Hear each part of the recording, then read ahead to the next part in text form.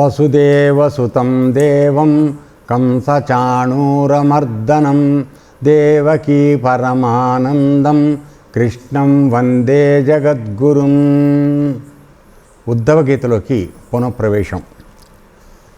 ఇంతకు ముందు క్లాసులో మనం కృష్ణ పరమాత్మ ఉద్ధవుడికి లౌకికమైనటువంటి సుఖాలు భోగాలు అవి నిజంగా ఎంత నిస్సారమైనవో అంటే సారం లేనటువంటివో రుజువు చేయడానికి రకరకాలైనటువంటి ఉదాహరణలతో ఆయనకి చెప్పడం జరుగుతోంది. అందులో భాగంగా నిన్న మనం చూసినప్పుడు మానవులు స్వర్గలోకాలు అనుభవిద్దామనేటువంటి ఉద్దేశంతో యజ్ఞయాగాదులు చేసి స్వర్గలోకానికి వెళ్ళి పుణ్యం ఖర్చు అయిపోయే వరకు అక్కడ ఉంటూ ఉంటారనే విషయాన్ని ప్రస్తావనలోకి మనం రావడం జరిగింది. మామూలుగా భూలోకంలో ఉండి సామాన్యమైన పనులు చేసుకుంటూ మామూలుగా ఉండి మంచిగా ఉంటే మనకి మళ్ళీ మానవ జన్మ ఇవ్వబడుతుంది. లేదు దుర్మార్గం పనులు చేసాం, జంతు హింస చేసాం, పరప్రాణుల్ని హింసించాం, దోచుకున్నాం, అన్యాయాలు చేసాం, ఇవన్నీ చేసినప్పుడు మళ్ళీ మానవ జన్మ రాదు, కింద అధోయోనిలోకి వెళ్ళిపోతాం. సో మూడోది కేటగిరీ ఏమిటంటే ఎక్కువగా దాన ధర్మాలు యజ్ఞాలు క్రతువులు అవన్నీ చేసిన వాళ్ళకి అసలు భగవంతుడి మార్గం తెలియదు. వాళ్ళకి కేవలం పుణ్యం చేయడం మాత్రమే తెలుసు. ఆ పుణ్యం చేసిన ఫలితం ఏమిటి అంటే స్వర్గలోకాలను అనుభవించటం. అక్కడికి పుణ్యలోకాలకు వెళ్ళి వాళ్ళు విపరీతంగా సుఖాలు అనుభవిస్తూ ఉంటారని నిన్న మనం చూడటం జరిగింది. దాని తర్వాత ఏం జరుగుతుందో పర్యవసానం ఏమిటో ఇవాళ మనం చూద్దాం. సో అతడు ఏం చెప్పాడు, ఈ గంధర్వాంగనలు సంగీతం వినిపిస్తారు. తర్వాత దేవతా స్త్రీల యొక్క రూపలావణ్యాలకి వాడు మోజుబడిపోయి ఇతరులు అసూయపడేంతగా భోగిస్తూ ఉంటాడని చెప్పాడు. ఎక్కడ? స్వర్గలోకంలో. తర్వాత ఆ పుణ్యపురుషుని విమానం అనుకున్న చోటికి వెళ్ళి వస్తూ ఉంటుంది, అంటే మనోగమనం కలిగిందనమాట అది. తర్వాత ఆ ఘంటికా ధ్వనులు దేవతలనే మోహం పెడుతూ ఉంటాయి. దానికి ఆ విమానం వెళ్ళేటప్పుడు వచ్చే మోగేటువంటి గంటల మోత ఉన్న దేవతలకు కూడా మనం కూడా వెళ్తే ఎక్కితే పోతుంది కదా అన్నంత ఇది జరుగుతుంది. వీడిని ఎందుకు ఎక్కిచ్చారు ఆ విమానంలో? వీడు కొన్నాళ్ళు గెస్టు, అసలు రెగ్యులర్గా అక్కడ డ్యూటీ చేసేవాళ్ళకి ఇవ్వరది. అర్థమవుతుంది అది. సరే, తర్వాత దేవతలనే మోహ పెడుతూ ఉంటాయి. ఒళ్ళుపై తెలియకుండా భోగాలు అనుభవిస్తూ ఉంటాడు. అంటే ఇక ఇది ఉచితం అనుచితం అనేటువంటి తేడా లేకుండా కనపడిందల్లా అనుభవిస్తూ ఉంటాడు. ఇంతలో పుణ్యం అయిపోతుంది.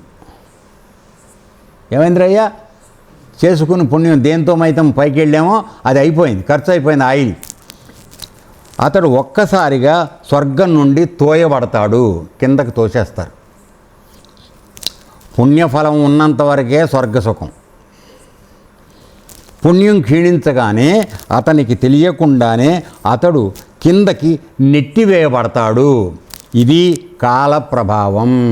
అంటే ఒక సమయంలో నీవు మహాపుణ్యకార్యాలు చేసుకుని స్వర్గానికి వెళదామనేటువంటి దాని ప్రకారంగా వేదాల్లో చెప్పిన కర్మకాండని అనుసరించి నువ్వు కొన్ని పుణ్యాలు చేసుకుని దేహాంతం అయిన తరువాత సూక్ష్మ శరీరంతో దేవలోకాలకు వెళ్ళి అక్కడ బాగా ఉన్నంత పుణ్యమంతా ఖర్చు అయిపోయే వరకు అనుభవించి చివరికి మళ్ళీ ఎక్కడికి రావాలంటే ఇక్కడికే రావాలి. అందుకని అన్ని జన్మల్లోకి మానవ జన్మే అత్యంత ఉత్తమమైందని చెప్పబడింది. ఎందుకు అంటే ఈ జన్మకు వచ్చాక నువ్వు మళ్ళీ మానవ జన్మ పొందే అవకాశంకి క్రియలు చేసుకునే అవకాశం నీకుంది. లేదు, ఆ జన్మను దుర్వినియోగం చేసుకుని అధోలోకాలకు వెళ్ళిపోయే పరిస్థితి నీకే ఉంది. లేదు, మూడోది యజ్ఞయాగాదులు చేసి స్వర్గలోకానికి వెళ్ళి కొన్నాళ్ళు అనుభవించి మళ్ళీ కిందకు వచ్చే పని ఇక్కడే ఉంది. తర్వాత నాలుగోది, ఈ జన్మలోనే గురుమార్గం పట్టుకుని ద్రోహ చింతన లేకుండా నీవు పరులకు ఉపయోగపడుతూ నీవు ఎప్పుడైతే యోగ మార్గంలో నిన్ను నువ్వు తెలుసుకుని పరమాత్మ నీలోనే ఉన్నాడు, బయట అంతా వెతుక్కోవాల్సిన అవసరం లేదు, నాలో ఉన్నాడు బయట కూడా ఉన్నాడు, ముందు నాలో ఉన్న తెలుసుకున్న తర్వాత బయట ఉన్నది తెలుసుకుందామని ఎవరైతే ప్రయత్నం చేసి నిజాయితీగా ఆ మార్గంలోకి వెళుతున్నారో వాళ్ళు మళ్ళీ జన్మకి రాకుండా వెళ్ళిపోవచ్చు. కాబట్టి ఇటువంటి ఏర్పాటు కేవలం మానవ జన్మలోనే ఉన్నది. నరకానికి వెడితే అక్కడ చేసిన పాపం అనుభవించడం జరిగిపోతుంది. ఇప్పుడే చదివాం పుణ్యం చేసుకుని స్వర్గానికి పెడితే పుణ్యం అయిపోయే వరకు అనుభవించిన తర్వాత మళ్ళీ నేల మీదకి రావడం. కాబట్టి నేల మీద ఉండి డైరెక్ట్గా పరమాత్మ దగ్గరికి వెళ్ళాలనే సౌకర్యం కూడా ఇక్కడ మాత్రం ఈ మానవ జన్మలోనే ఉంది. దయచేసి ఈ విషయం గుర్తుపెట్టుకోండి. ఎందుకు ఇంత గట్టిగా చెప్పడం జరుగుతోంది? ఈ జన్మను వృధా చేసుకోవద్దు, మానవ జన్మ సద్వినియోగం చేసుకోండి. మీరు తెలియకో గురు మార్గానికి వచ్చారు, ఈ మార్గానికి వచ్చిన తర్వాత దీన్ని వృధా చేసుకోవద్దు అని ఎందుకు చెప్తున్నామంటే, మళ్ళీ నువ్వు మానవ జన్మకి ఎటుపడిపోతే ఏమైపోతావో ఎవడికి తెలియదు. నిన్ను చూసేవాడు నేను లేను, నన్ను చూసేవాడు ఇంకోళ్ళాడు. కాబట్టి దీన్ని వీలైనంత వరకు సద్వినియోగం చేసుకోండి. మీకు మార్గదర్శనం కావడానికి కావలసినటువంటి ఏర్పాటు చేయబడింది. మిగతా ఊళ్ళో ఉన్న వాళ్ళందరూ వస్తున్నారా? రావట్లేదు కదా. మీకు కొంతమందికి ఆ ఏర్పాటు వచ్చింది, దాన్ని వృధా చేసుకోవద్దు. ఇది మనం చేసేటువంటి విషయం. ఓకే. తర్వాత ఉద్ధవా, లోకంలో మానవులు దుర్మార్గుల స్నేహంలో పడి అధర్మపరాయణులై ఇష్టం వచ్చినట్లు విచ్చలవిడిగా సంచరిస్తున్నారు. ఇది కరెక్టేనా? దుర్మార్గుల స్నేహంలో పడి, వాడికి ఒరిజినల్గా మంచి బుద్ధి ఉంది, కానీ సౌపత్ ఎవరిది పట్టాడు? దుర్మార్గులది పట్టాడు. కాబట్టి అందుకని సామెత ఏం చెప్తారంటే, ఒరే నువ్వు ఎట్లాంటి వాడు నాకు వేరే చెప్పక్కర్లా, నేను ధర్మబంధిని, హరిశ్చంద్రుడి తమ్ముడిని, ఇవన్నీ చెప్పొద్దు, నీ స్నేహితుడు ఎవడో చెప్పు, వాడిని బట్టి నువ్వు ఎటువంటి వాడో నిర్ణయం చేస్తానన్నాడు. అర్థమైందా? సో ఇటువంటి దుర్మార్గులందరూ ఒక దగ్గరికి చేరతారు, నలుగురు కలిసి ముంచేస్తూ ఉంటారు, ఎవడు అమాయకుడు దొరికితే వాడిని. సో ఈ విధంగా వాళ్ళందరూ చేసి అధర్మపరాయణులై ఇష్టం వచ్చినట్లు విచ్చలవిడిగా సంచరిస్తూ ఉంటారు. ఆడన అబద్ధం లేదు, చెయ్యన దొంగ పని లేదు, ఏ ద్రోహం చేయడానికైనా సిద్ధపడతారు. ఇలా చేయడం వల్ల నాశనమైపోతున్నారు. లోభదృష్టి గలవారై, అంటే చూడండి కోట్లున్నాయి, లోభదృష్టి గలవారై గింజకు కొట్టుకు వస్తున్నారు. నీ చేతి నుంచి ఒక గింజ బియ్యం బయటికి వేయరా అంటే నువ్వు వేయడానికి సిద్ధంగా లేవు. అంత లోభ దృష్టి వచ్చేస్తుంది.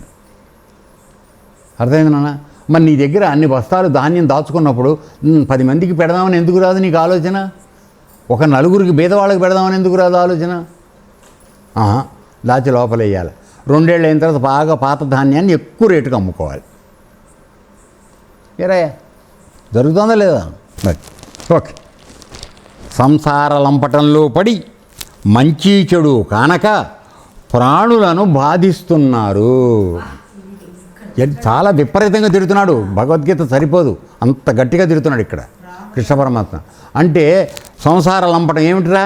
నీ పెళ్ళం, పిల్లలు, ఆస్తి పాస్తి, దీనికోసమని దరిద్రపు పనులన్నీ చేసుకుంటూ ఇతర ప్రాణులను బాధిస్తున్నారు. ఇతర ప్రాణులు అంటే తోటి మనుషులు కూడా అర్థం, జంతువులు కాదు. తోటి మనుషులనే కదరా మీరు మోసం చేస్తుంది. నమ్మి నీ దగ్గరికి వచ్చినా నువ్వు మోసం చేస్తున్నావు. చేతనైన పని, చాలా తేలికైన పని. వాడు కూడా నీలాగా దొంగ అయితే నీ చేతిలో పడ్డవాడు కదా. అమాయకంగా ఉన్నవాడిని మోసం చేస్తారు, మోసం చేసి కోట్లు కూడా పెట్టుకుంటున్నారు. కానీ ఆ పిచ్చి వెధవలకి నేను అందే, దయచేసి ఏమనుకోకండి, ఆ పిచ్చి వెధవలకి తెలియని నిజం ఏమిటంటే అవన్నీ వీడు వెనకాల రావు, ఈ చేసిన పాపం వెనకాల వస్తుంది. అప్పుడు వాడు పడే గతి ఎవరికీ తెలియదు. అందువల్ల విఘ్నత కలిగి, అందుకే మనం గరుడ పురాణం అవన్నీ చెప్పడం కూడా ఎందుకు జరిగింది అంటే, నాయన తప్పు చేయొద్దని భగవద్గీత చెప్తోంది, మంచి మార్గంలో ఉండమని చెప్తోంది భగవద్గీత. ఒకవేళ ఈ మాటని, భగవంతుడు చెప్పిన మాటని నువ్వు అశ్రద్ధ చేసి నీ ఇష్టం వచ్చినట్టు ప్రవర్తిస్తే ఏ విధమైన శిక్షకు నువ్వు గురవుతావో గరుడ పురాణం చెప్పాం. ఇప్పుడు అదే పాయింట్లు ఈయన కూడా మళ్ళీ ఉద్ధవుడు, తన స్నేహితుడైన ఉద్ధవుడు కూడా మళ్ళీ చెప్తున్నాడు. అది చూడండి, మంచి చెడు కానక ప్రాణులను బాధిస్తున్నారు. విధి విరుద్ధంగా పశువులను బలి ఇచ్చి భూత ప్రేతాలను ఉపాసిస్తున్నారు. సో మీరందరూ అనుకుంటున్నారు బలి ఇస్తే ఇదవుతుందని. అది శాస్త్ర విరుద్ధం, ధర్మ విరుద్ధం, విధి విరుద్ధం. అది చేసే తప్పు. ఏ దేవత నిన్ను ఆయన కానీ ఆవిడ కానీ సృష్టిలో ఉన్నటువంటి తను సృష్టించిన ప్రాణిని చంపి నాకు బలి ఇమ్మని ఏ దేవత కోరుతుందిరా? అది నిజమైతే నీ సొంత పిల్ల అనుకుని నువ్వు బలివు. అది చేయగల ధైర్యం ఉంటే చెయ్యి, ఎవ్వరు ఆ మాట చెప్పరు, నమ్మో నా పిల్లడా అంటారు. ఏనన్నా మేక మాత్రం ఫ్రీగా వచ్చింది. ఎంత మనం దుర్మార్గపు మార్గంలోకి వెళ్ళిపోతున్నామో ఆలోచించండి బేట. అది సరే, పశువులను బలి ఇచ్చి భూత ప్రేతాలను ఉపాసిస్తున్నారు. ఏమిటి గ్రామదేవతలు అవన్నీ పెట్టుకునే ఏమిటి? క్షుద్రదేవతలు ఇవి. సరైన మార్గంలో ఉన్నటువంటి దేవత ఏ దేవత నేను బలి కోరదు, అసలు ఏ దేవత కోరదు. అవన్నీ నీ కోరిక తీర్చుకోవడానికి ఆవిడ పేరు చెప్పి చేస్తున్నావు. భగవంతుడు అసలు ఎప్పుడు అడగడు అది చేయమని. ఎందుకంటే అంతా తన సృష్టి. నా కుడి చేయి నరికి ఎడం చేతికి పెట్టమని చెప్తాడు ఆయన. ఏట్రా అది ఎట్లా అవుతుంది? అంటే అంత విచక్షణ జ్ఞానం లేదా మనకి? మానవ జన్మకు వచ్చి తప్పు చేస్తున్నాం మనం. అది వద్దు, దయచేసి వినండి. సద్వినియోగం చేసుకుందాం ఈ జీవని. ఈ భూతప్రేతాలను ఉపాసిస్తున్నారు. చివరకు వారు పశువుల కంటే హీనమైపోతున్నారు. అర్థమైందా? పోయి నువ్వు ఇప్పుడు గోది దగ్గరికి వెళ్ళి నేను నువ్వు ఒకటే అనుకో అని కొమ్ముతో పొడుస్తుంది. ఎదవా నేను చాలా మంచిదాన్ని, బుద్ధున్నదాన్ని, నీలాంటి దరిద్రుని కాదంటుంది. ఎందుకంటే దానికి ఉన్న నీతి నియమం మనకు లేదు కదా నాన్న. అందుకని ఇప్పుడు దయచేసి జంతువులతో మేము సమానం అని అనుకోకండి. పశువులు చాలా బెటర్. తర్వాత ఇది నేనన్నమాట కాదు, ఇక్కడ ఆయన చెప్తున్నది. ఎందుకంటే నేను గురువుగారు చెప్పాడని మళ్ళీ మీరు అంటారు. నేను భగవద్గీతలో ఉద్ధవగీత చదివి చెప్తున్నా. అర్థమైందా? ఎందుకంటే మీ అందరికీ దృష్టి నా మీదే. గురువుగారు అన్నాడు, గురువుగారు చెప్పాడని. నేను చెప్పాను, నా సొంత మాటలు కాదు. ఇయ్యో చదివి వినిపిస్తున్నా. చివరకు వారు పశువుల కంటే హీనమైపోతున్నారు, నరకంలో పడిపోతున్నారు, ఘోర అంధకార నరక యాతనను అనుభవిస్తూ స్వార్థపరులై పరమార్థరహితులై అజ్ఞానంలో కొట్టుమిట్టాడుతున్నారు. స్వార్థపరులై ఎవరి కోసం సంపాదిస్తున్నారు నువ్వు కోట్లు? నాకు తెలియకూడదని చెప్పు. కోటి మీద కోటి, కోటి మీద కోటి, కోటి మీద కోటి నోళ్ళు కొట్టి సంపాదిస్తున్నారు. దేనికిది? ఒక్క నయా పైసని వెనకాల రాదు. తర్వాత పరమార్థం అనేది అసలు భగవంతుడు ఈ తప్పుని చూస్తాడు, వాడు నా లోపలే ఉన్నాడు, నా తప్పులు లెక్కిస్తాడు అనేటువంటి జ్ఞానం కొలిచి చూద్దామన్నా కూడా లేదు. అందువలన ఏం చేస్తుంది? అజ్ఞానంలో కొట్టుమిట్టాడుతున్నారు. ఓకే. తర్వాత సకామ బాహ్య కర్మలన్నీ దుఃఖప్రదాలే సుమా. అంటే ఏ సకామ కర్మ అంటే అర్థం ఏమిటి? ప్రతిఫలం ఆశించో లేకపోతే నాకు ఇది కావాలనో కోరికతో చేయడమో, చేసిన తర్వాత ఈ ఫలం కావాలనడమో అది సకామ కర్మ. మనందరం చేసేది అదే కదా ఎరా. కాబట్టి ఇవన్నీ దుఃఖప్రదమే. చూడండి, ఆలోచించండి. సపోజ్ కనకయ్య గారు పొలం వేసాడు. పొలం వేసినప్పుడు ఏంటి? బాగా పండాలి, ఎరగగాయాల ఎరా. ఎకరానికి 50 బస్తాలు ధాన్యం రావాలి, అది కదా మన ఆశ. కానీ దాని దుంపదెగ 45 బస్తాలే వచ్చింది. వీడు ఒరిజినల్గా అనుకున్న 50 బస్తాలు రాలేదు కదా, 5 బస్తాలు తగ్గిపోయిన దానికి ఏడుస్తాడు. పక్కవాడికి 40 వచ్చినాయి, నాకు 45 వచ్చినాయనే సంతోషం మాత్రం లేదు ఎరా, ఉందా? సో ఈ విధమైనటువంటి దుర్మార్గపు ఆలోచనలో నాశనం అయిపోతున్నాం. ఎంతసేపు పోటీ, మనకన్నా ఎక్కువ దుర్మార్గం చేసిన వాడు, ఎక్కువ ఆస్తిపరుడు, వాడి మీద ఆశపడుతున్నాం మనం. మనకన్నా తక్కువలో ఉన్నవాడి గురించి ఏనాడు మనం జాలి పట్టలేదు, మనం సంతృప్తి పట్టలేదు.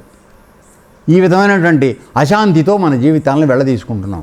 ఇది చాలా పొరపాటు జరుగుతోంది. దీనికి నిష్కృతి లేదు. అందుకని ఇక్కడ ఏమంటున్నాడు?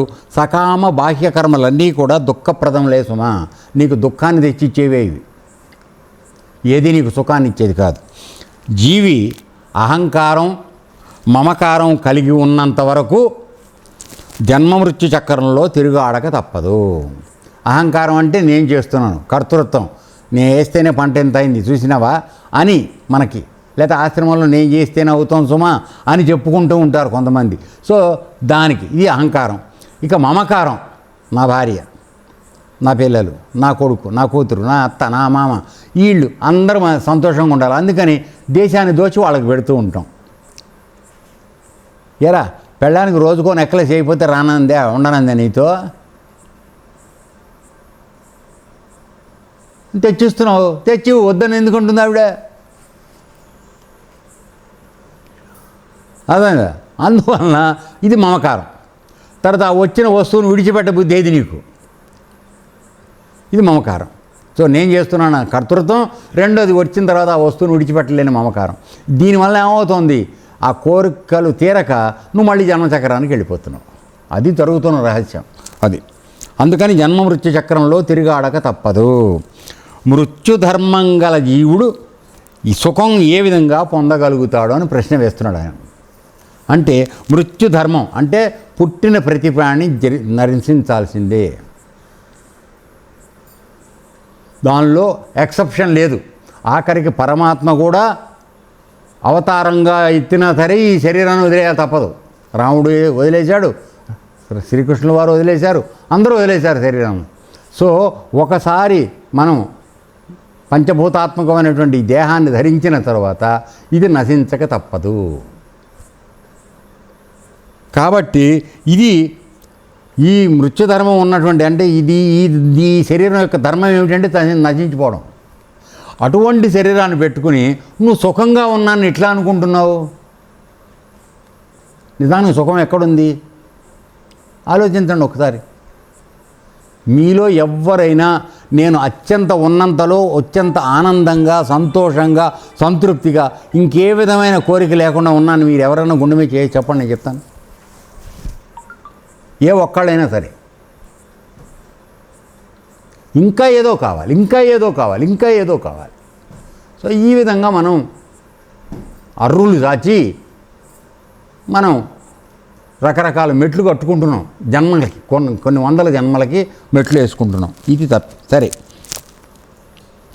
కొన్ని లోకాల యొక్క లోకపాలుర యొక్క ఆయువు ఒక కల్పమే ఉంటుంది. అంటే సపోజ్ ఒక లోకం, ఇంకా 14 లోకాలు ఉన్నాయి కదా, ఇందులో కొన్ని లోకాలకి ఒక కల్పం అంటే మామూలుగా ఈ 4 మహాయుగాలు ఏదో కలిస్తే ఒక కల్పం అవుతుంది. మహాయుగం అంటేనేమో 4 యుగాలు కలిస్తే, అనగా సత్యయుగము, త్రేతాయుగం, కృతయుగం, త్రేతాయుగం, ద్వాపరయుగం, కలియుగం. ఈ 4 కలిస్తే 43,20,000 సంవత్సరాలు. ఇట్లాంటివి 4 మహాయుగాలు అయితే 4 కలిస్తే ఈ 4 అయితే ఒక మహాయుగం అంటారు దాన్ని. ఆ మహాయుగాలు 4 ఎన్నో అయితే అది కల్పం అవుతుంది. సో వాళ్ళ ఆయుర్దాయం ఆ లోకం యొక్క ఆ లోక పాలుడు అంటే దేవత ఎవరైతే ఉన్నారో వాడిది ఒక కల్పమే వాడు ఆయుర్దాయం. ఇక వస్తున్నాడు రండి. లోకపాలకులు నేనంటే భయపడుతూ ఉంటారు. ఎవరిని చూసి? పరమాత్మను చూసి. ఇక్కడ కృష్ణ పరమాత్మ అనుకోకండి, భగవంతుని చూసి భయపడతారు. ఎందుకని? నువ్వు డ్యూటీ సరిగా చేయకపోతే ఈ పగులుతుంది, అందుకని భయపడుతూ ఉంటారు. ఎక్కడైనా తొంగుంటే ఏమవుతుందో డ్యూటీ సరిగ్గా చెప్పితే. ఎందుకంటే ఒక లోకపాలకుడు సరిగ్గా పని చేయలేదనుకో, ఓ దిక్పాలకుడు సరిగ్గా పని చేయలే, వానలు పడాల్సిన చోట వానలు పడలా, ఆడికి పడుతుంది ప్లగ్. సో అంటే నేను ఎందుకు చెప్తున్నానంటే ఎవరు డ్యూటీ వాళ్ళు చేయకపోతే వాడికి ఖచ్చితంగా పడిపోతుంది, అందుకని భయపడుతూ ఉంటారు. అది తర్వాత బ్రహ్మ కూడా నన్ను చూసి భయపడతాడు. ఎందుకని? బ్రహ్మకు కూడా పరిమితమైన ఆయుర్దాయమే ఉంది. అర్థమైందా? సో దాదాపు 25 కోట్ల లక్షల సంవత్సరాలు ఏదో లెక్క ఉంది, అది భగవద్గీతలో చెప్పాను, నాకు మరి గుర్తులేదు. సో అందువలన ఈ కల్పాలు కాక ఈ మహాకల్పాలు ఏవో వస్తాయి. తర్వాత అవి 100 అయితే కానీ వాడికి పగలవదు. అటువంటివి 100 సంవత్సరాలు మళ్ళీ అయితే కానీ ఆయన ఆయుర్దాయం అవ్వదు. ఒక పగలు ఒక రాత్రి అట్టా 365 అయితే ఇది అట్టా 100 సంవత్సరాలు అప్పటికి కానీ అవ్వదు. అది దాదాపుగా లెక్కేస్తే భగవద్గీతలో లెక్కేసి పెట్టాను నేను. 25 కోట్ల లక్షల సంవత్సరాలు ఎంతో వస్తుంది బ్రహ్మగారి ఆయుర్దాయం. సో మనం అసలు ఎన్నిసార్లు పుట్టి వస్తూ ఉంటామో ఆలోచించుకోండి మీరు. ఎందుకంటే కుక్కగా పుడితే 10 ఏళ్ళు, అర్థమైందా? పాముగా పుడితే 5 ఏళ్ళు 6 ఏళ్ళు, మనిషిగా పుడితే 60-70 ఏళ్ళు, 120 బతకాలే మనం బతకం, అర్థమైందా? తర్వాత తాబేలుగా పుడితే అదృష్టం ప్రకారం ఒక 150, 200, 300, 500 వరకు కూడా బతకచ్చు. ఎందుకంటే శ్వాసలు తక్కువ మనుషులు దాన్ని బతకనిస్తే. ఏ దుర్మార్గుడి చేతిలో పడుకున్నాడు. మొన్న ఎక్కడో కొన్ని సంచుల నిండా వేసి అక్కడ అరుదైనటువంటి తాబేలుటవి పసుపచ్చ రంగులో ఉన్నాయి, వాటిల్ని ఎక్కడో పంపిస్తున్నారు. పట్టుకుని వాటన్నింటినీ సముద్రంలో వదిలారు. ఇట్లా మానవుడు చేయని దుర్మార్గం లేదు నాన్న. సరే, బ్రహ్మ వయస్సు కూడా కాలపరిమితమే సుమా. 2 పరార్థాల కాలం మాత్రమే. ఈ పరార్థం అంటే ఏమిటో నాకు తెలియదు. ఓకే ఉద్ధవ, సత్వరజస్తమో గుణాలు ఇంద్రియాలను వాటి చేష్టలలో ప్రేరేపిస్తూ ఉంటాయి. మనందరం పుట్టినప్పుడు మనకి మాయ, యోగమాయ, దానిపైన 3 గుణాలతో మనందరం పుట్టాం. అది భగవంతుడి సృష్టి. అర్థమైందా? తరిత మనకి ఈ 3 గుణాలు ఏం చేస్తూ ఉంటాయి? ఇంద్రియాలని ప్రేరేపిస్తూ ఉంటాయి. అనగా కన్ను, ముక్కు, చెవి, నోరు, చర్మం, జ్ఞానేంద్రియాలు వీటిల్ని ప్రేరేపిస్తూ ఉంటాయి. ఆ ప్రేరేపించినప్పుడు ఇంద్రియాలు ఆ పని చేయడానికి ఆసక్తులై అవి ఏం చేద్దామని మనసుకు తీసుకొస్తాయి. మనసుకు అందిన తర్వాత మనసు, బుద్ధి, చిత్తం, అహం కలిసి ఈ పనులు చేస్తూ ఉంటాయి. ఇదంతా ఒక సైకిల్ నడుస్తూ ఉంటుంది. ఇవన్నీ దేనిలోకి తీసుకెళ్తాయి మనని అంటే పాపకర్మల్లోకి తీసుకెళ్తాయి, సకామ కర్మల్లోకి తీసుకెళ్తాయి మనం. దానివలన మళ్ళీ నెక్స్ట్ జన్మకి మనకు రిజర్వేషన్ దొరుకుతూ ఉంటుంది. సో ఈ విధంగా దొరుకుతుంది. వాటిని ప్రేరేపిస్తూ ఉంటాయి. ఇంద్రియాలు ఆ పనులు చేస్తూ ఉంటాయి. జీవుడు అజ్ఞానవశంగా సత్వరజస్తమో గుణాలను, ఇంద్రియాలను కూడా నా ప్రభావ స్వరూపాలను భావిస్తాడు. అర్థమైందా?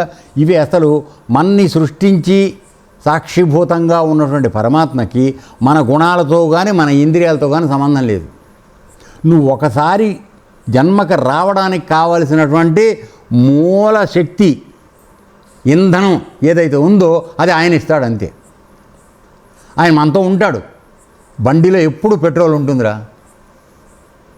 అర్థమైందా? పెట్రోల్ ఉన్నంతకాలం బండి నడుస్తుందిరా. పెట్రోల్ పరమాత్మ, ఎవరికి కనపడదు. అది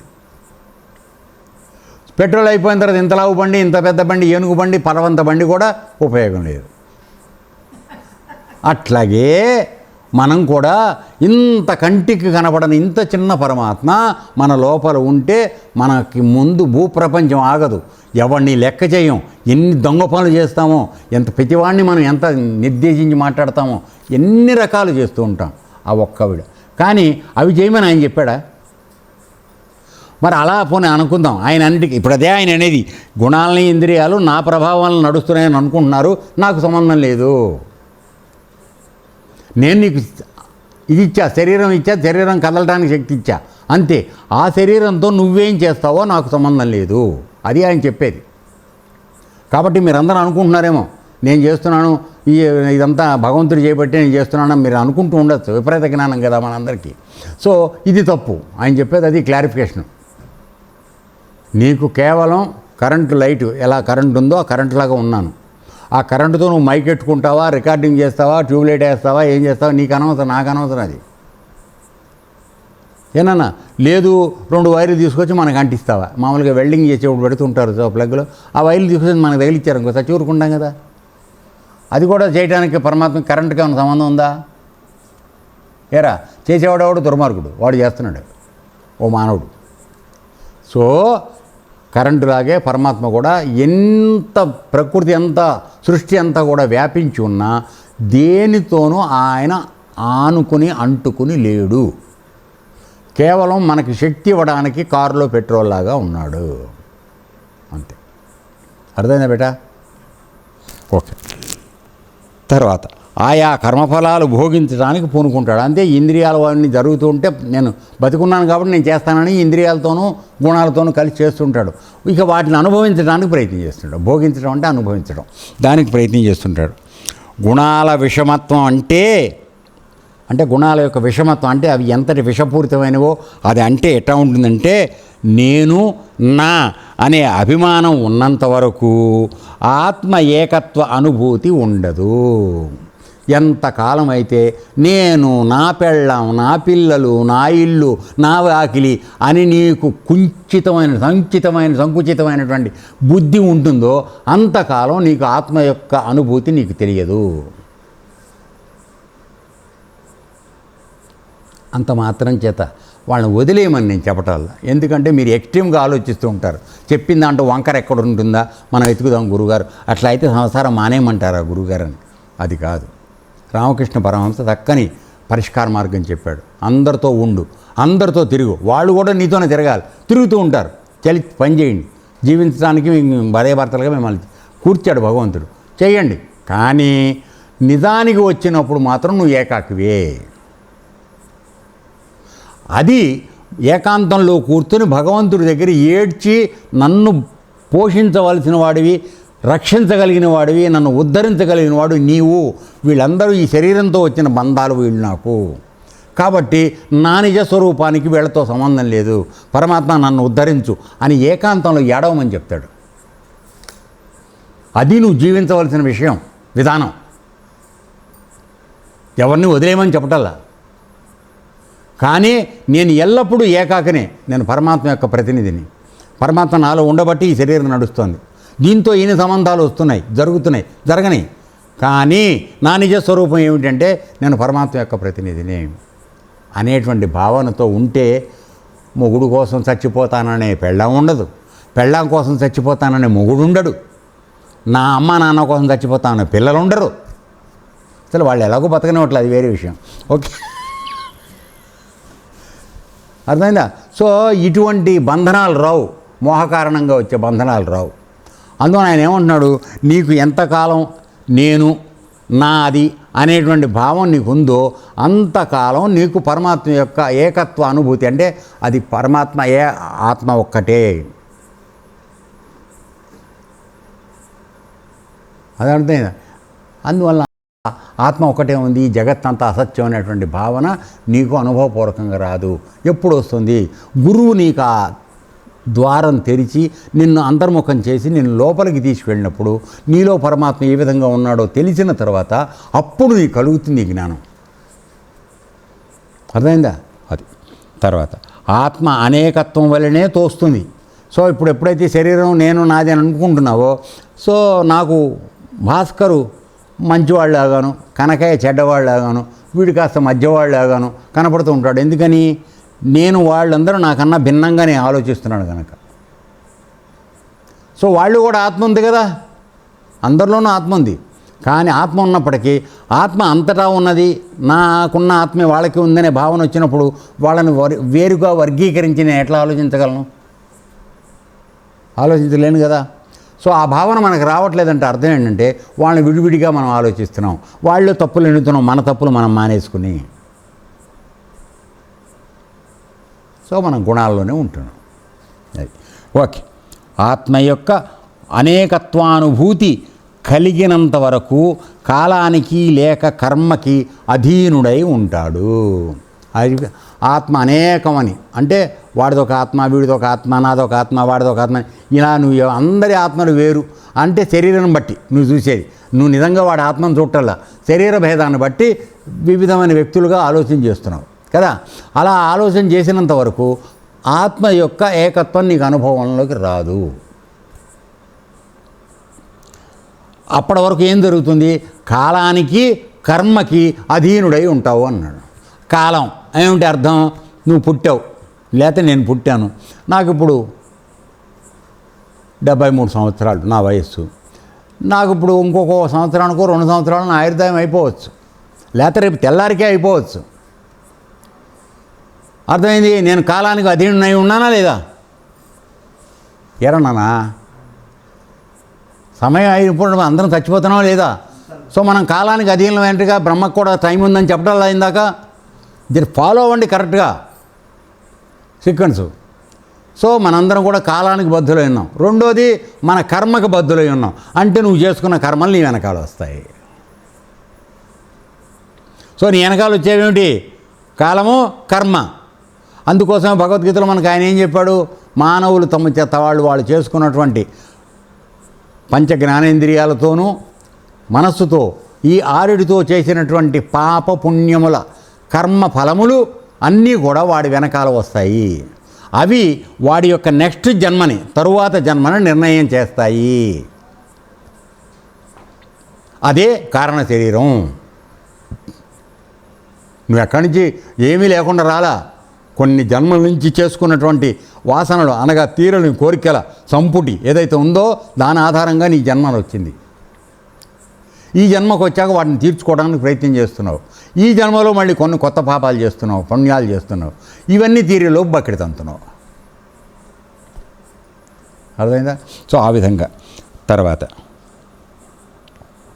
ఆత్మ యొక్క అనేకత్వానుభూతి కలిగినంత వరకు కాలానికి లేక కర్మకి అధీనుడై ఉంటాడు. మనకి వేరే గతి లేదు. నువ్వు కర్మని ఎప్పుడు దాటగలవు? నిష్కామ కర్మ చేసినప్పుడు కర్మను దాటగలవు, అది నిన్ను బంధించదు. కాలాన్ని ఎప్పుడు దాటగలుగుతావు? కాలాన్ని అంటే నీకు యోగ మార్గంలో నువ్వు వెళ్ళేటట్లయితే నీకు మామూలుగా బ్రహ్మగారు రాసినటువంటి ఆయుర్దాయాన్ని కూడా నువ్వు పెంచుకునే అవకాశం నీకుంది. ఎందుకని? శ్వాసలు నిమిషానికి 15 తీసుకుంటున్నావు. అట్లాంటిది నువ్వు 11 శ్వాసల్లోకి తగ్గించుకున్నావు అనుకో, అది ఎన్ని శ్వాసలు నువ్వు రోజుకు దాస్తున్నట్టు అవుతుంది? 11 వరకు వెళ్ళిన యోగులు ఉన్నారు, 7 వరకు వెళ్ళిన వాళ్ళు ఉన్నారు, 2000 సంవత్సరాలు బతికిన వాళ్ళు, 3000 సంవత్సరాలు బతికిన వాళ్ళు హిమాలయాల్లో ఉన్నారు. అప్పుడు ఏమైంది? వాడు కాలానికి అధీనుడా? ఎరననా? వాడు కాలానికి అధీనుడు కాదు, కాలం వాడి అధీనంలో ఉంది. అది. సో పారతరంత్యం ఉన్నంత వరకు ఈశ్వరుడంటే భయం కలుగుతుంది. ఎప్పుడు నువ్వు నేను వేరు వీడు వేరునే ద్వైతం అంటాం దాన్ని, ఇద్దరుగా అనుకున్నప్పుడు వీడు కనుక వస్తేనే నాకు భయం వేస్తుంది, ఎందుకంటే వీడు దుర్మార్గుడు ఏం చేస్తాడో అని. నిజానికి వాడు ఏం చేయకపోవచ్చు, కానీ ఒక భయం నా మనసులో ఏర్పడిపోయింది. సో వాడిని చూస్తేనే ఒక విధమైనటువంటి వెగటు, తర్వాత చిరాకు, జగుప్స లేకపోతే భయం ఏర్పడుతుంటాయి. సో భగవంతుడు నాకన్నా అన్యంగా ఉన్నాడు అనుకున్నంత వరకు భగవంతుడిని చూసి భయపడుతూ ఉంటాము. అమ్మో ఇది భగవంతుడికి తెలిస్తే నాకేం శిక్ష పడుతుందో అని. అసలు నేనే భగవంతుడిని, నేనే ఆత్మస్వరూపాన్ని, నాకన్నా భగవంతుడు అనేవాడు భిన్నంగా లేడు అని నువ్వు ఉన్నప్పుడు నీకు భయం ఏమైనా ఉంటుందా? దాన్ని అభయం అంటారు. సో ఏకత్వంలో అభయం ఉంది, భిన్నత్వంలో భయం ఉంది. లేకపోతే ఇంతమంది దేవతలను మనం కొలవడం దేనికిరా? ఆత్మ ఒకటే అయితే.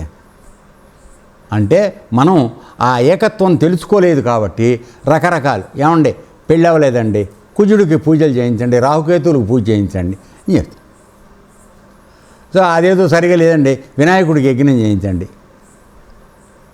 ఇవన్నీ ఎందుకు వస్తున్నాయి? మనకి భగవంతుడు భిన్నంగా ఉన్నాడని మనం అనుకోవటం వల్ల ఇవన్నీ వస్తున్నాయి. కాబట్టి ఇవి దాటడం కోసం మనకేవో మార్గాలు చెప్పబడుతున్నాయి. నిజానికి ఉన్నదంతా ఒకటే. నేను వేరే భిన్నంగా ఎందుకు ఆలోచించాలా? నేను పరమాత్మ కన్నా ఏ విధంగానూ భిన్నం కాదు. పరమాత్మ నాలో ఉన్నాడు, నేను పరమాత్మ స్వరూపాన్ని. నేను ఏమీ చేయాల్సిన అవసరం లేదు. నిశ్చలంగా కూర్చో, నువ్వు నీకేమైనా జరిగితే నేను చూస్తాను అంటే ఆ ధైర్యం అన్నిట్లోనూ ఉండాలి సుమా. కేవలం ఆశ్రమంలో ఇక్కడ కూర్చున్నప్పుడు మాట్లాడటం కాదు. అదైనా మన కన్వీనియంట్గా ఉన్నప్పుడు మాట్లాడుతూ ఉంటాం మనం, అది కాదు. అన్నిట్లోనూ అన్ని పరిస్థితుల్లోనూ అలాగే ఉండాలి. మాటకు ముందు డైరెక్ట్ దాటతీరి పరిగెత్తాల్సిన అవసరం లేదు. నిబ్బరంగా ఉండు, ఏం జరుగుతుందో చూద్దాం. ఏమీ జరగదు, కాపాడేవాడు వాడు.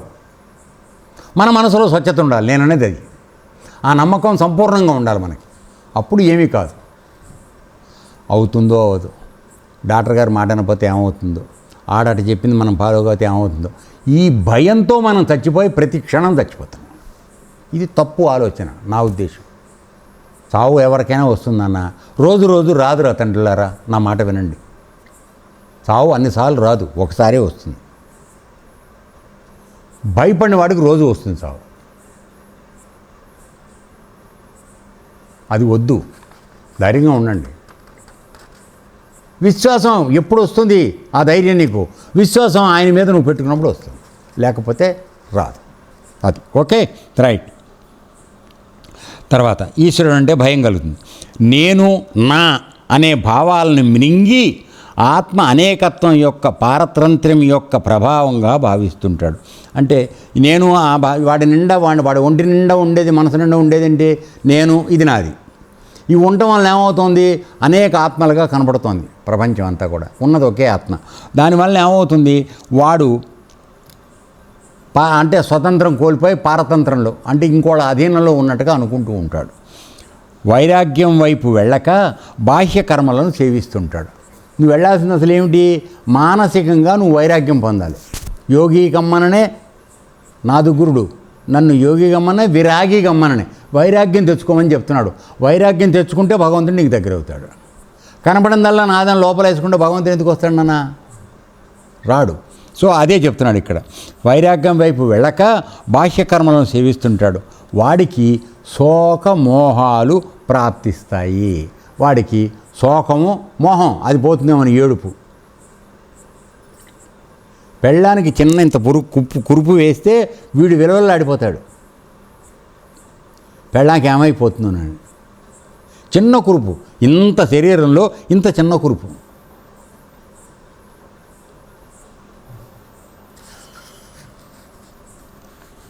ఓకే. ఓ ఉద్ధవా, మాయా గుణాలలో క్షోభ కలుగునప్పుడు ఆత్మకు కాలం, జీవం, వేదం, లోకం, స్వభావం, ధర్మం ఈ మొదలైన అనేక నామాలు కలిగి నిరూపితం అవుతూ ఉంటాయి. ఆత్మకి అసలు ఏ పేరు లేదు. కానీ మనకి గుణాలలో ఉన్నప్పుడు, మనకి క్షోభ అంటే బాధ కలిగినప్పుడు ఆ ఆత్మని మనం ఎన్ని రకాలుగా, నా సమయం బాగుండలేదండి, తర్వాత నా జీవితం అంతా ఇంతేనండి, తర్వాత నా ఈ లోకం అంతా దరిద్రం అండి, నేను మంచివాడిని, దాన్ని నా స్వభావం ఇట్లా ఉందండి, అవతలవాడి స్వభావం అట్లా ఉందండి, తర్వాత అసలు ధర్మమే లేదండి. వీడు ధర్మం గురించి మాట్లాడతాడు, వీడే ధర్మం పాటించడు, కానీ లోకంలో ధర్మం లేదని చెప్తాడు. రే తాత కూర్చో 5 నిమిషాలు ఆగు. మొదలైన అనేక నామాలు కలిగి నిరూపితం అవుతుందా, అవన్నీ దాని వెనకాలంతా ఉన్నది ఆ ఆత్మే. నువ్వు రకరకాల పేర్లు పెట్టుకుంటున్నావు నువ్వు. అందుకని యోగ వాసిష్టంలో చెప్తాడు ఆయన ఏమనంటే, కేవలం మానవుడు వర్తమాన జీవితంలో వాడు చేసే పురుష ప్రయత్నాల యొక్క ఫలితం మీద వాడు ఏదైనా పొందుతున్నాడు తప్ప, గత జన్మల నుంచి తెచ్చుకున్నటువంటి అశుభ పురుష ప్రయత్నాలు, శుభ పురుష ప్రయత్నాల ప్రభావాన్ని తట్టుకుని వర్తమాన జీవితంలో వాడు ఎన్నుకున్నటువంటి మార్గాన్ని, నిజ మార్గాన్ని, రుజు మార్గాన్ని, శాస్త్రవిహితమైనటువంటి మార్గాన్ని వాడు సాధించడానికి ప్రయత్నం చేస్తే కేవలం అది మాత్రమే వాడికి ఫలితం ఇస్తుంది తప్ప దైవము, తర్వాత అనుగ్రహము ఇటువంటి మాటలు లేవు అని చెప్తున్నాడు ఆయన. ఇవన్నీ మధ్యేవాదులు. అంటే ఏంటి, వాడు ఎక్కువ కష్టపడటం ఇష్టం ఉండదు. నీకు జాతకం చూసి, ఒరే నీ పీరియడ్ బాగుండలేదురా, నువ్వు చెయ్యకు అని చెప్తారు. చెప్పడం మంచిదే, నేనేం కాదంటారు. కానీ నీ కర్మ పోతుందా, మానేసినంత మాత్రాన పోదు. కాకపోతే నీకు ఒక స్వాంతన, భయం నుంచి నేను బయటికి తీయాల. ఏమండి, ఏదో సమయం బాగుండలేదు, అది వాడి ఇది నడుస్తుంది, గ్రహ ప్రభావం అదేదో ఉంది, ఇదని చెప్పి ఏదో చెప్తాడు. చెప్పంగానే ఇక్కడి నుంచి మనకు భయం, తెల్లవారు లేస్తే. ఆ జరిగేది ఏమన్నా జరగమాతుందా? కానీ ఈ గ్రహాలన్నీ అసలు ఎవరి ఆధీనంలో ఉన్నాయి? పరమాత్మ ఆధీనంలో ఉన్నాయి. అటువంటి పరమాత్మ కాళ్ళు ఎందుకు పట్టుకోకూడదు నువ్వు? భగవద్గీతలో ఈ విషయం చాలా క్లియర్గా చెప్తాడు ఆయన. మరి వెర్రివాళ్ళలాగా వెళ్ళి నా అవతార స్వరూపాలైనటువంటి ఇతర దేవతలు 33 కోట్ల దేవతల్ని వాళ్ళని ప్రార్థించుకుని వాళ్ళ దేవత కోరికలు తీర్చుకుంటున్నారు. వాళ్ళకు కూడా నేను అనుమతిస్తేనే వాళ్ళు మీకు ఇవ్వగలుగుతున్నారు. అటువంటిది ఆ దొడ్డిదోవకి ఎందుకు పోతారు? సీదా నా దగ్గరికి రండి, నీకు జన్మ లేకుండా చేస్తాను నేను అని చెప్పి ఆయన చెప్తున్నాడు. అది ఎవరన్నా పట్టించుకున్నామా? లే, టెంపరీగా అవ్వాలి. తిరుపతి వెళ్ళిపోవాలి, గుండు కొట్టి చేసుకుని నాకు 10 లక్షలు రావాలి, నాకు 10 వస్తే నీకు 2 వేస్తా. ఏట్రా అందరు చేసే వ్యాపారం అదే కదరా. సో ఈ విధంగా వద్దని చెప్తున్నాడు. సరే, తర్వాత సో అన్ని పేర్లు వస్తున్నాయి. ఇవి మాయామయ లక్షణాలు. వదిలే, ఇవి మాయామయ లక్షణాలు అంటే మాయ యొక్క లక్షణాలు. ఇవన్నీ ఇన్ని రకాలుగా భగవంతుని గుర్తించడం ఆత్మని, ఇదంతా ఇది. వాస్తవంగా సత్యం ఆత్మ ఒక్కటే. నిజం ఏమిటి అంటే ఆత్మ ఒక్కటే ఉన్నది. ఇన్ని పేర్లు దానికి మనం పెట్టుకున్నవి. ఇవి దేవుడు, అదృష్టం, దురదృష్టం, సరిగా లేదు, టైం సరిగా లేదు, ఇవన్నీ మనం మాట్లాడుకునేవన్నీ కూడా కేవలం ఒక నెపం అన్నమాట. ఆ పని చేయడం మనకి ఇష్టం లేదు, కష్టపడటం ఇష్టం లేదు, పరిస్థితిని ఎదుర్కొనే ధైర్యం లేదు.